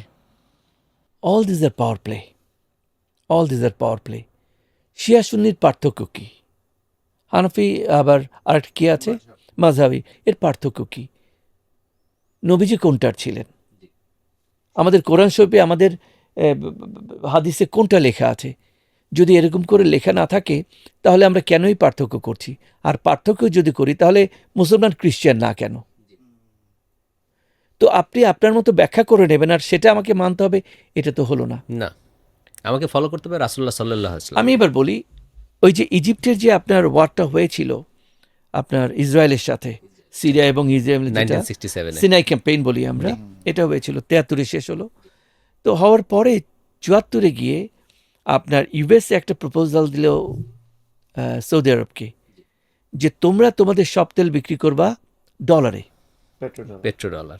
না পেট্রো তো পরে পরে আসছে, আসলো, হ্যাঁ। তেল বিক্রি করবা ডলারে। অতএব তাদের কিন্তু কোনো খরচ নেই, এদিকে তেল বিক্রি হচ্ছে, ওদের নতুন নোট তৈরি হচ্ছে, ফলে তারা প্রচুর অর্থশালী হয়ে গেল। এটা গ্লোবাল একটা কারেন্সি হয়ে গেল। এবং তারা ইউএসের সাথে, কেএসের সাথে, সৌদি আরবের সাথে প্রথমে চুক্তিতে আসলো যে ঠিক আছে চলো তোমরা পেট্রো ডলারে এটা ট্রেড করবা, আমাদের ব্যাংকে জমা হবে, আমরা তোমার প্রত্যেকটা প্রোটেকশন নিশ্চিত করব, তোমার সব দায়িত্ব আমার। এখন যারা এই জাতীয় ধর্মাবলম্বী যেমন ইউএই, বাহরাইন, কাতার, কুয়েত, ওমান, হ্যাঁ, জর্ডান, এরা কিন্তু ছোট ছোট দেশ। তারা জানে না সৌদি আরব না ইরান তাদের হবে, তো তারা প্যারাসেটের মতো ওই ক্ষেত্রে ওই জাতীয় চুক্তিতে চলে গেল যে 17টা বেজ আছে, তোমাদের যা লাগবে। তো তাদের অর্থ কিনতেও তারা আমেরিকাকে পয়সা দেয়, তাদের নিরাপত্তা রক্ষা করার জন্য যে ডিপ্লয়মেন্ট আছে সেটা সেটার জন্য মূলত আমেরিকা টাকা ইউএসএ দিচ্ছে। রেখেছে তার স্বার্থে, তার সাথে ইরান বা ইরাক বা তাদেরকে কবজা করার জন্য ওটার জন্যও পয়সা দেয়, আর যুদ্ধ যখন শুরু হয় তখন পয়সা দেয়। আর এদিকে পেট্রো ডলারের পয়সা তো আগে থেকেই নিচ্ছে। এখন এই আরব দেশগুলো সত্যিকার অর্থে তাদের মাথা তুলে দাঁড়ানোর মতো সেই শক্তিটা ওইভাবে করে আমি দেখিনি কখনো। তারা অত্যন্ত আরামপ্রিয়, মানে তাদের মাইন্ডসেট ওয়েলদি, তারা মাইন্ডসেটই পায়নি। ফলশ্রুতিতে আপনার মুসলমানের বিরুদ্ধে দাঁড়াবে এটা আমরা কখনোই প্রত্যাশা করি না। বাট দেন আমি যেটা মনে করি তাদের গালফের নিজস্ব একটা এন্টিটি তৈরি হওয়া উচিত, সেলফ রেসপেক্ট থাকা উচিত, এবং তারা নিজেদের সাথে থাকা উচিত। এমন যেন না হয় যে 73,000 প্যালেস্টাইন ফিলিস্তিনে মারা গেল আর আমরা একটা কথা বললাম না। কি জবাব দেবো তার কাছে, আল্লাহর কাছে? তো দ্যাটস দ্য ইকুয়েশন। সব নিজের মতো ইন্টারপ্রেট করে নিজের ভাষায় কথা বলছে। তার্কির মিলিটারি পাওয়ার সাথে যদি আপনি ইরানের মিলিটারি পাওয়ারকে কম্পেয়ার করেন, সেই ক্ষেত্রে কাকে এগিয়ে রাখবেন, তার্কিকে না ইরানকে?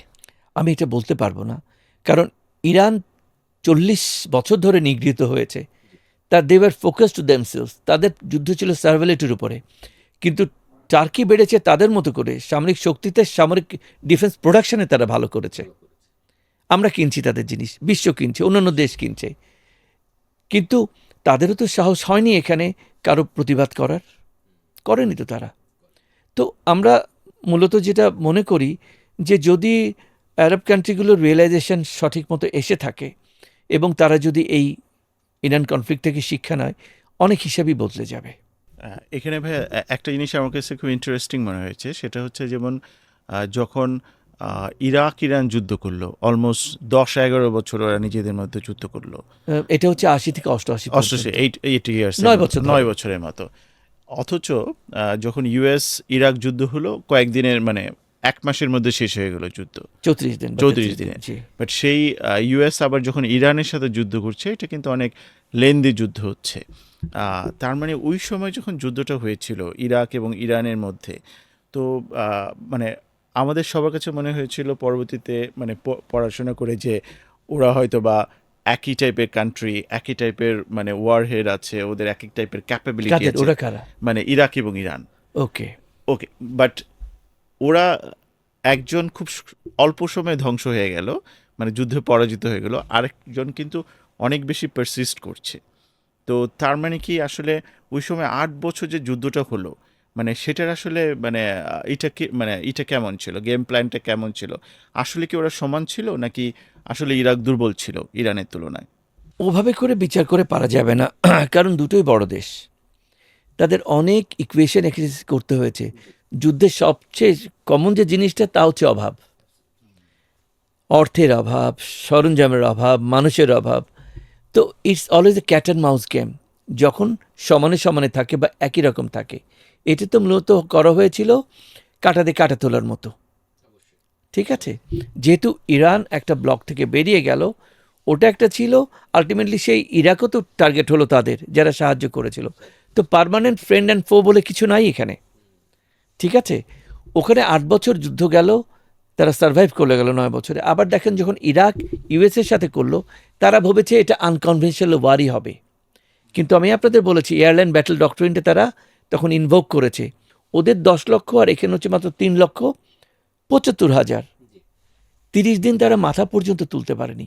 এমনও হয়েছে যে অমাবস্যার রাত্রে আপনার কোনো একটা পয়েন্ট থেকে 13টা গাড়ির একটা কনভয় জাস্ট ফ্রন্ট লাইনে কিছু জিনিস দিতে যাবে, রসদ তাদের বেঁচে থাকার জন্যে।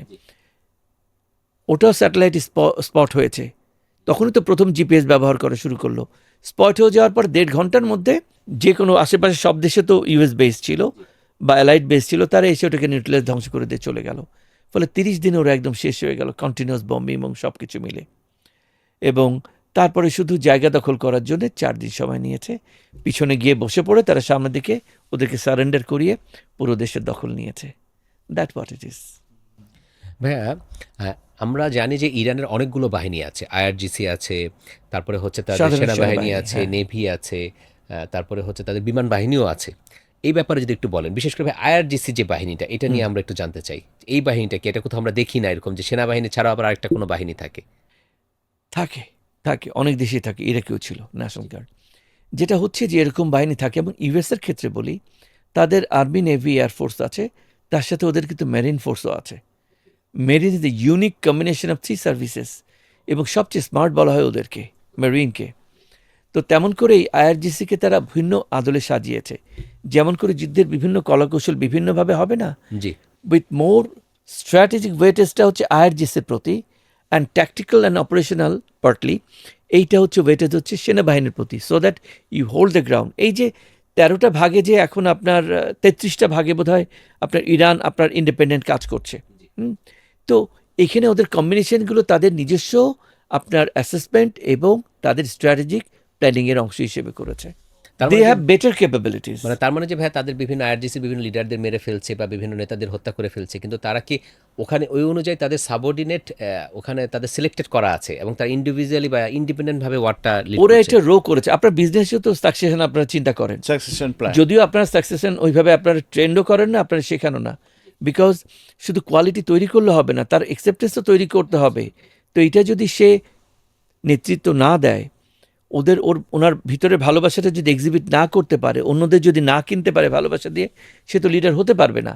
এই জিনিসটা ইরান খুব মেটিকুলাসলি করেছে, যে কারণে তারা পথ হারাচ্ছে না। এই ক্ষেত্রে কিন্তু আমাদের জাতীয় পর্যায়ে দেখি যে আমাদের পলিটিক্যাল এন্টিটিতে কিন্তু লিডারশিপ তৈরির ওই কালচারটা নাই, হলে খুব ভালো হয়। জি, আমি একটু, যেহেতু লিডারশিপ নিয়ে কথা হচ্ছিল, তো আমি একটু লিডারশিপ সফট স্কিল নিয়ে আমি একটু বলতে চাই। আমরা আসলে লিডারশিপ এবং সফট স্কিল কীভাবে ইন্টিগ্রেট করতে পারি আমাদের এডুকেশনাল কারিকুলামের সাথে, এবং সেটা আসলে কতটুকু আমাদেরকে ইম্প্যাক্ট করবে অ্যাজ এ আচ্ছা। নেশন। এটা অত্যন্ত প্রাসঙ্গিক এবং বর্তমান সময়ের প্রশ্ন, এবং আমি গত 2 বছরে আমাদের পরবর্তী প্রজন্মের যে রিয়াকশন দেখেছি, বা তাদের যে আপনার প্রতিক্রিয়া তো এক আছে, বা তাদের ইন্টেনশন বা কাজ করার ধরন, এটা এক জিনিস। আর ন্যাশনালি আমরা প্রত্যেকে কতটুকু সহিশুদ্ধ বা কতটুকু ভুলের দিকে পথ বাড়ায়, নৈতিক কতটুকু, অনৈতিক কতটুকু, তাতে মনে হচ্ছে যে এই পার্টটা আপনার মিসিং আছে। আমি আজকের আলোচনায় এক জায়গায় বলেছিলাম আপনাকে যে সাধারণত ইন্টিগ্রেটেড হিউম্যান ক্যাপাসিটি বিল্ডিংয়ের 3টে এলিমেন্ট। একটা হচ্ছে কগনিটিভ, যেটা আমাদের ইউনিভার্সিটি, স্কুল, কলেজ দিয়ে থাকে। একটা হচ্ছে ইন্টারপার্সোনাল বা সফট, আর একটা হচ্ছে ইনার গভর্নেন্স। আমাদের এই ইন্টারপার্সোনাল বা সফট স্কিলের ইনার গভর্নেন্সটা আমাদেরকে একদমই অ্যাড্রেস করে না। ফলে আমরা ইমোশনালি রিচ করতে পারছি না, আমরা লিডার বানাতে পারছি না, আমরা রেজলিউট করতে পারছি না, আমরা নেগোসিয়েশনে এক্সপার্ট হচ্ছি না, আমরা অন্তর্দখল করতে পারছি না। কর্পোরেট কালচারে এটার মধ্যে ভয়ঙ্কর একটা কমতি আছে। অথচ আপনি যদি এটাকে একটু পাল্টে দিতে পারতেন, সিনার্জি যদি আনতে পারতেন, টিম যদি বিল্ড করতে পারতেন, উইন উইন যদি আপনার কালচার হতো, আপনার এই প্রোডাকশন ফোর্স দিয়ে আপনি 5 টাইমস 50 টাইম 5 মিলিয়ন টাইম আপনি প্রোডাকশন বাড়াতে পারতেন। তো এটা আমরা পারছি না, এটা আমাদের ইন্টিগ্রেশন দরকার আছে। আমার ব্যক্তিগত জার্নি, চাকরির পরে টড হেনরির একটা বই আছে, ডাই এমটি। ডাইএমটি। উনি বলেছেন যে আমরা এই পৃথিবীতে যে শিক্ষাগুলো অর্জন করি, জীবন থেকে যে শিক্ষাগুলো নেই, এই শিক্ষাগুলো কাউকে না দিয়ে আমি একদিন মরে যাই, ফলে আমরা স্কোয়ার ওয়ানেই থাকছি। উনি বলেছেন দিয়ে বাঁচো। তো আমি চাকরি করতাম, রিটায়ারমেন্টের পরেও করতাম, কিন্তু তারপরে ছেড়ে দিয়ে আমি ভেবেছি যে না, I have to implement it in next 10 years। আমি চেষ্টা করব প্রথমে মেন্টাল সার্কেল তৈরি করব, সার্কেল অফ ইনফ্লুয়েন্স তৈরি করব, পরবর্তী 5 বছরে এটা ইন্টিগ্রেট করব আপনার ন্যাশনাল কারিকুলামে, যাতে নার্সারি থেকে মাস্টার্স পর্যন্ত সবাই এইগুলো শিখে অনেক রেশনালি বিহেভ করে, অনেক বেশি লিডারশিপ প্রোডাক্টিভ হয়। ডেভেলপমেন্ট হয়। আপনি যদি পড়ে ইঞ্জিনিয়ার হতে পারেন, ডাক্তার হতে পারেন, পৃথিবীর সবচেয়ে ক্রিটিক্যাল অপারেশনটা করতে পারেন, আপনি এগুলো পড়ে ভালো মানুষ হতে পারবেনই। আমি স্টাডি করেছি অ্যারাউন্ড দ্য গ্লোব যে কারা এই জিনিসগুলো নিয়ে কাজ করছে। আমি দেখলাম যে ফিনল্যান্ড, যেটা হ্যাপিনেস ইন্ডিকেটরে গত কয়েক বছর ধরে প্রথম, তারা এই 3টাকে ইন্টিগ্রেট করেছে। জাপান করেছে 70%-এর মতো। তো আমার মাথায় প্রশ্ন আসলো, অর্থাৎ জাপান যদি 70% করে, তাহলে আমরা 100%-এর মতো তাকে অ্যাপ্রিসিয়েট করছি কেন? ইউএসএও করেছে 60-70%, কিন্তু দেশভেদে আপনাদের দৃষ্টিভঙ্গি ভিন্ন। ফিনল্যান্ড চাচ্ছে আমি একটা আলোকিত সমাজ চাই, আলোকিত মানুষ চাই, আমি সুখী থাকতে চাই, বিকজ তাদের দেশটায় শীতের কালে 21 ঘন্টা রাত থাকে, অতএব তাদের চাওয়ার একটা কারণ আছে। তো তারা ওইভাবেই করে কন্ডিশন, তারা ওইভাবেই শিক্ষিত হয়েছে। সো দেয়ার মাস্টারপিস, তারা হ্যাপিনেস ইন্ডিকেটর তাদেরকে সরানো যাচ্ছে না। ওখানে প্রধানমন্ত্রী বাইসাইকেল করে এসে বাজার করে নিয়ে চলে যায়, they take it very easily. আচ্ছা, এখন জাপানকে আমরা পাই অত্যন্ত কম্পোজড এবং বিনয়ী হিসেবে, এবং ম্যানার্স এটিকেটসে অত্যন্ত, এটা তাদের ফোকাস।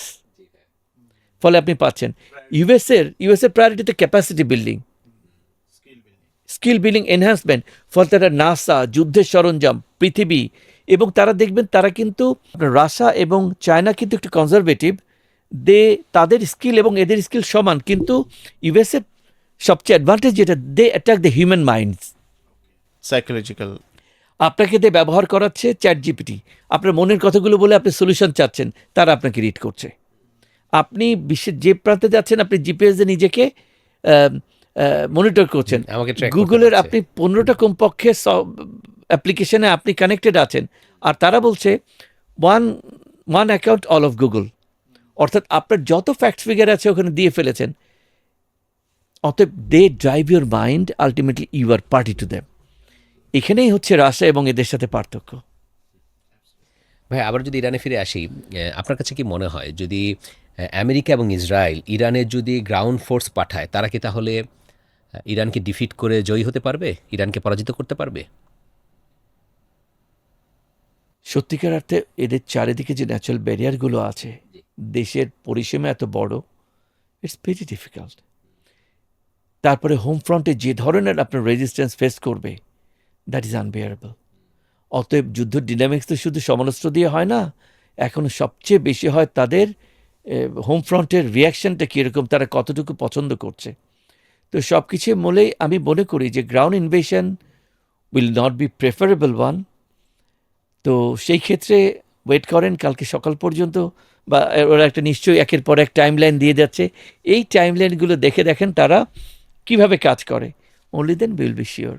ভাই, আপনার কথা বেস করে কিছু কথা বলতে চাই। যদি আমরা গত 5000 বছরের ইতিহাস দেখি ইরানের, আলেকজান্ডার দ্য গ্রেট, সে আসলো, ইরানকে জয় করলো, কিন্তু একটা সময় দেখা গেল যে তার সাথে যারা আসলো তারাই সেখানে বিয়ে করে একসময় সেটেল হলো, তারাই দেখা যাচ্ছে ইরানের সংস্কৃতিকে অ্যাডপ্ট করলো। তো পরবর্তীতে আমরা দেখি যে মুসলিম শাসন যখন প্রতিষ্ঠা হয় মক্কাতে রাসূলুল্লাহ সাল্লাল্লাহু আলাইহি ওয়াসাল্লামের পরবর্তীতে, খালেদ বিন ওয়ালিদ সে ইরানকে জয় করলো, এবং একটা সময় দেখা গেল ইরান মুসলিম হয়ে গেল, এবং ইসলামটাকে তারা খুব ভালোভাবে মানে গ্র্যাব করলো। যত আমরা যদি দেখি যে শিয়া শাসনের আগ পর্যন্ত বড় মনীষীরা সব ইরান থেকেই আসছে, এবং এর পরবর্তীতে আবার দেখলাম ভাইয়া যখন ওসমানিয়া সালতানাত ছিল, তারাও ইরান পুরোটা জয় করতে পারেনি। তো দেখা যাচ্ছে যে ইরানীয়দের মধ্যে নেভার গিভ আপ একটা মেন্টালিটি, মানে তারা কখনো পরাজিত হয় না, বা জাতি হিসেবে তারা খুব মানে কমিটেড, বা নেভার গিভ আপ তারা চলে। এত কিছু জানার পরও ট্রাম্প যে ডিসিশন নিতে চাচ্ছে যে গ্রাউন্ড ফোর্স, এটা কি ইসরায়েলের কোনো ফোর্স বা প্রেশারের কারণে সে বাধ্য হতে পারছে, বা আমরা অন্য কিছু বলতে পারি ভাই? ইসরায়েল ছোট একটা দেশ, যে পরিমাণ বিনষ্ট করেছে এই এলাকাতে, জি, আনস্টেবল করেছে, এবং গালফ কান্ট্রিগুলো এখন ট্রাই করছে, 6টা যারা যেখানে বেস ছিল। তারপরে যদি ইসরায়েলের উপর ভিত্তি করে ট্রাম্পের ডিসিশন হয়, তাহলে সেটা আপনার খুব আনফর্চুনেট হবে, এবং খোদ ইউএসরা সেটাকে মানবে না। ওনার রিজার্ভেশনে তারা একটা সুপার পাওয়ার, সেই আঙ্গিকে যদি তারা কিছু করে, that would be more rational.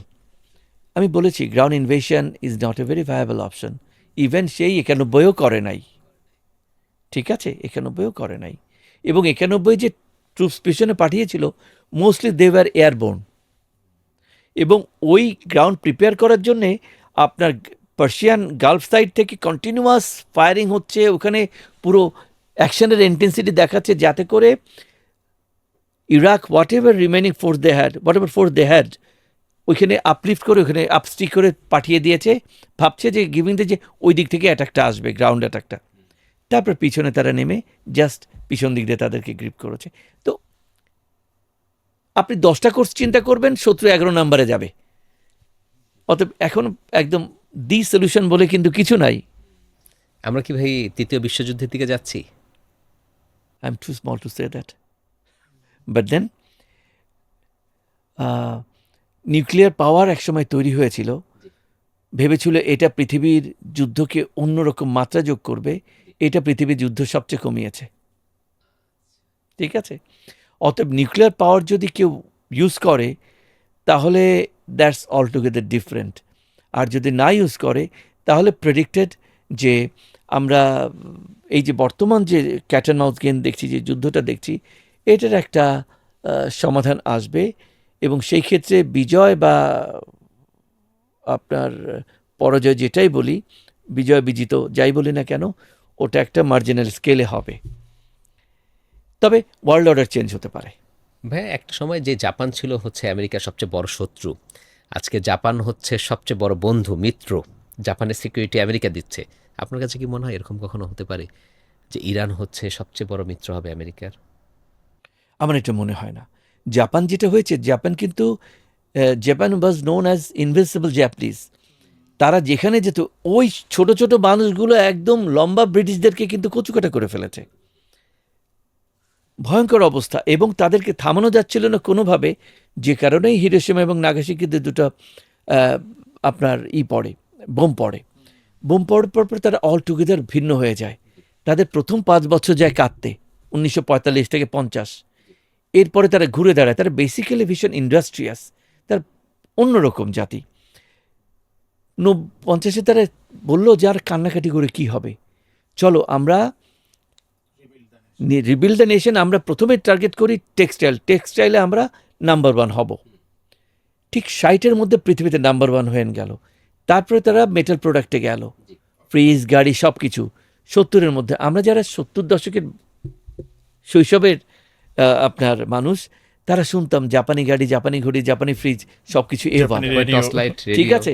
তো তারা পুরোটাই তখন নন মিলিটারি একটা পোস্টারে চলে গেল যে আর না, এর আগে যা করেছি। তো এরপরে এই ইকুয়েশন, তাদের ইকুয়েশন অত্যন্ত রেশনাল এবং হ্যাবিচুয়াল, এটা হতোই। অর্থাৎ ওর সাথে আপনি একে মিলাতে পারবেন না। এখানে এখন ইরানের সাথে আরও আরব নেশন আছে, এখানকার ডিনামিক্সটা জাপানের সাথে মিলবে না। ভাই আমার লাস্ট কোয়েশ্চেন সেটা হচ্ছে যে আপনার একটা স্বপ্ন বাংলাদেশকে নিয়ে। সত্যিকার অর্থে ওইভাবে করে তো স্বপ্ন থাকতে পারে না যে স্বপ্ন আপনি নিজে তৈরি করতে পারবো না। আমি বাংলাদেশকে কেমন দেখতে চাই, ওটা এক ধরনের প্রশ্ন হতে পারে, উত্তর দিতে পারি। আর স্বপ্নের কথা যদি বলেন, তাহলে আমি আমার ক্ষুদ্র চেষ্টায় যেটা করতে পারি তা হচ্ছে প্রত্যেকটা বড় বড় পরিবর্তন সিঙ্গেল মাইন্ডেড চিন্তা থেকেই হয়। আমি চিন্তা করছি আগামী 10 বছরে আমি অন্তত শিক্ষা ব্যবস্থায় ঢুকাবো যে সফট স্কিলটা যেন নার্সারি থেকে মাস্টার্স পর্যন্ত পড়া হয়, ইন্টিগ্রেটেড হয়। তারপরে যদি আমি নাও থাকি এবং না থাকার সম্ভাবনা, আমাদের ওই সাকসেশনও ক্রিয়েট করতে হবে, প্রচুর মেন্টর তৈরি করতে হবে। ব্যবসায়িক দৃষ্টিভঙ্গি যদি না থাকে, সবাইকে অন্তর দিয়ে শেখাবো যেভাবে অন্যরা শিখিয়েছে বড় বড় মানুষ। তো এটা যদি করতে পারি, আমি মনে করব যে কিছুটা দেনা পৃথিবীতে পরিশোধ করে চলে যেতে পারবো। That's what's my aim. ভাইয়া বাংলাদেশকে নিয়ে প্রশ্ন। ইরান এত প্রতিকূলতার মাঝে, এত স্যাংশনের মাঝে নিজেকে প্রস্তুত করেছে, আজকে টিকে আছে। এবং সবাই বলছে যে ইরানের মাধ্যমেই আমেরিকান সাম্রাজ্যের পতন হতে যাচ্ছে। বাংলাদেশকে ভাইয়া তার অবস্থানে থেকে কিভাবে তার ডিফেন্সকে সে স্ট্রং করতে পারে, যার ফলে সে টিকে থাকতে পারে সামরিকভাবে? প্রশ্নটা কিন্তু করলেন হালকা হবে, মৃদু স্বরে, বাট আমার দৃষ্টিতে this is the number 1 question. আজকের সেশনের সবচেয়ে গুরুত্বপূর্ণ এবং ভালো প্রশ্ন, যেটার উত্তর থাকা দরকার। এই দেশে যখন জন্মেছি, এই দেশ আমার। পৃথিবীতে এমন কোনো দেশ নাই যাকে আমি এর চেয়ে বেশি ভালোবাসবো। যতটাই নিগৃহীত হই, আমি এবার এখানেই ফিরে আসতে চাইব, ইতিহাস তাই বলে। তবে আমরা জাতি হিসেবে অত্যন্ত শর্ট সাইটেড, আমরা এইটুকের বেশি দেখতে পারি না। আর একটা জিনিস আছে, যেহেতু আমরা সফট স্কিল বা ওইভাবে করে ব্রিটিশ এবং পরে পাকিস্তানের একটা দাসত্ব করে এসেছি, আমরা নিজের স্বার্থের বাইরে কখনো যেতে পারি না। অন্যের জন্য যে দেব সেটা আমাদের চিন্তায় আসে না। অনেক বড় একটা সেটব্যাক এটা। এবং প্রত্যেকটা দেশে দেখবেন পলিটিক্যাল মাস্টার্স, আমরা কিন্তু যারা রাজনীতিক ব্যক্তিবর্গ আছে, আর্মিতে তাদেরকে পলিটিক্যাল লিডার বলে, কিন্তু আমরা কিন্তু তা বলি না, আমরা বলি পলিটিক্যাল মাস্টার্স। বিকজ সব বড় বড় সিদ্ধান্ত তারা দেবে না, আমরা শুধু এক্সিকিউট করব as one of the tools. কিন্তু ওখানে যদি আমাদের ভিশনের আপনার কমি থাকে, ওখানে আমাদের যদি সদিচ্ছার কমি থাকে, ওখানে যদি নৈতিকতার কমি থাকে, তাহলে জাতি হিসেবে আমরা হেরে যাই। ঠিক আছে? তো আমি আজকে জাতিগতভাবে ওইটুক বলছি। আমি এবার ডিফেন্সে চলে আসছি।